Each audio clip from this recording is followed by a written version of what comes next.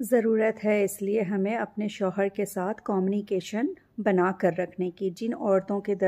میاں بیوی کے درمیان کمیونیکیشن گیپ ہوتا ہے ان کے ہی درمیان جو ہے نا وہ کافی زیادہ لڑائی اور جھگڑا بد اخلاقی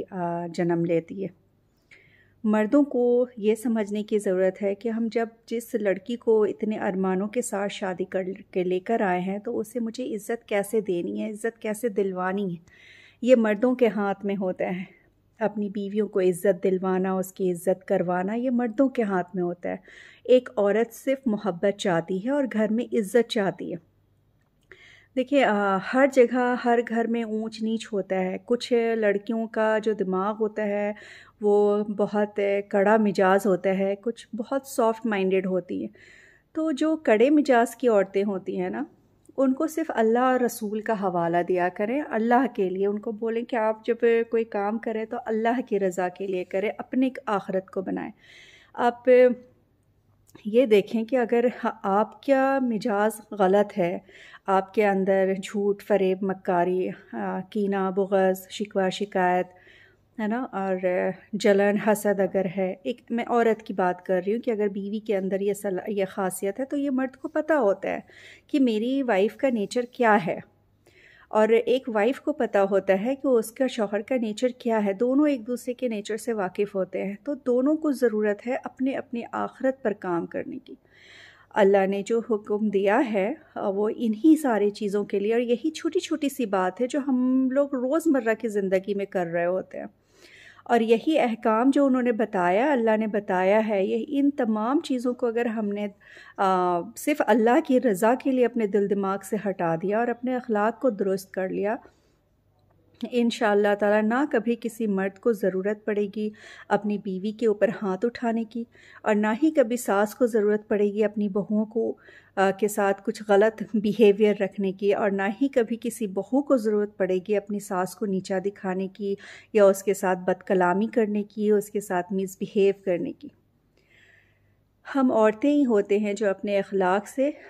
دل جیت لیتی ہیں، اپنے گھر کو جنت بنا لیتی ہیں، اور ہر جگہ پورے خاندان میں سروے سروا ہو جاتی ہیں، اور ہم ہی وہ عورتیں ہوتی ہیں جو کہیں نہ کہیں جانے انجانے اپنے ہی ہاتھوں سے اپنی آخرت بھی خراب کر رہے ہوتے ہیں، اپنے شوہر کی بھی آخرت خراب کر رہے ہوتے ہیں، اور ساتھ ساتھ اپنے ساتھ جو بچے ہیں ہمارے ان کو بھی ان کی آخرت بھی خراب کر رہے ہوتے ہیں، کیونکہ گھر کا ماحول، جو ماں کی جو بیہیویئر ہے، فادر کا جو بیہیویئر ہے، جب وہ بچے دیکھ رہے ہوتے ہیں نا تو آپ یقین جانیں بچے کے سکس سینس میں جا کر وہ بیٹھتا ہے، اور ان تمام کام کو، تمام باتوں کو بچے جو ہیں وہ نارمل سمجھتے ہیں، اور وہ وہی سارا کچھ دہرائیں گے جب آپ اس مقام پر پہنچیں گی۔ بچوں کو لگتا ہے کہ یہ سارا کچھ جو ہو رہا ہے وہ نارمل ہے۔ بچے بہت چھوٹے ہوتے ہیں نا، ان کے اندر جھوٹ بولنا وہ سیکھ جاتے ہیں، کیونکہ ان کو لگتا ہے جھوٹ بولنا نارمل ہے، میرے ممی پاپا بھی بولتے ہیں، میری ماں بولتی ہے، وہ بدتمیزی کرتے ہیں بڑوں کے ساتھ، کیونکہ لگتا ہے کہ یہ نارمل ہے، میری ماں جو ہے وہ میرے دادا دادی کے ساتھ مس بیہیو کرتی ہیں، بدتمیزی کرتی ہیں، تو ان کو یہ سب کچھ نارمل لگتا ہے۔ تو آپ یقین جانیں کہیں نہ کہیں انجانے میں ہی ہم اپنے بچوں کی آخرت کو خراب کر رہے ہوتے ہیں، اپنی بچے کی زندگی کو ہم برباد کر رہے ہوتے ہیں۔ تو آج سمجھنے کی ضرورت ہے بہنیں، ہماری بات سے آپ کو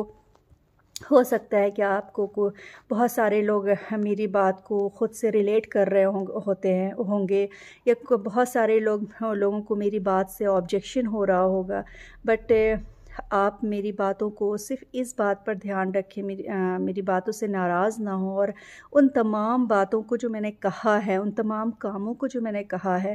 صرف ضرورت ہے اس کو اپنے اندر عمل میں لے کر آنے کی۔ کیا میں نے کچھ غلط کہا ہے؟ اسلام اپنا خوبصورت ہے، یہ آپ بھی جان رہے ہیں۔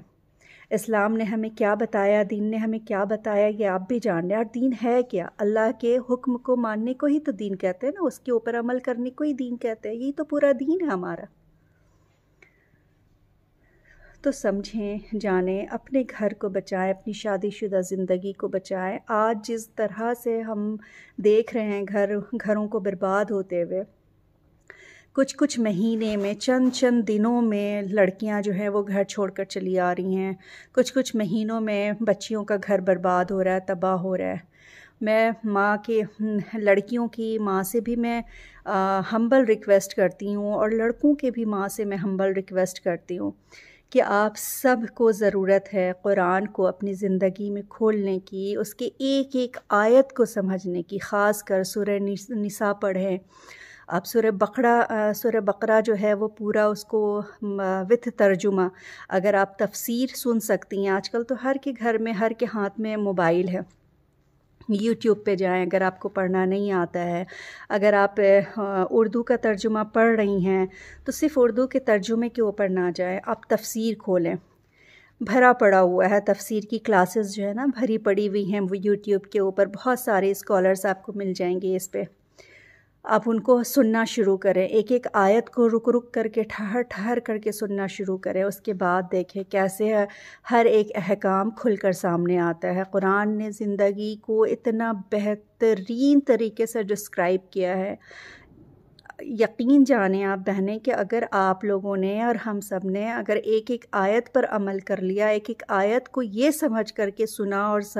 اتارا اپنے آپ میں کہ یہ آیت بنی اسرائیل کے لیے نہیں اتری ہے، یہ آیت اس زمانے کے لوگوں کے لیے نہیں اتری، یہ آیت جو اتری ہے اس زمانے کے لوگوں کے لیے بھی تھا اور یہ ہمارے لیے بھی ہے، یہ ہمارے لیے اتری ہے،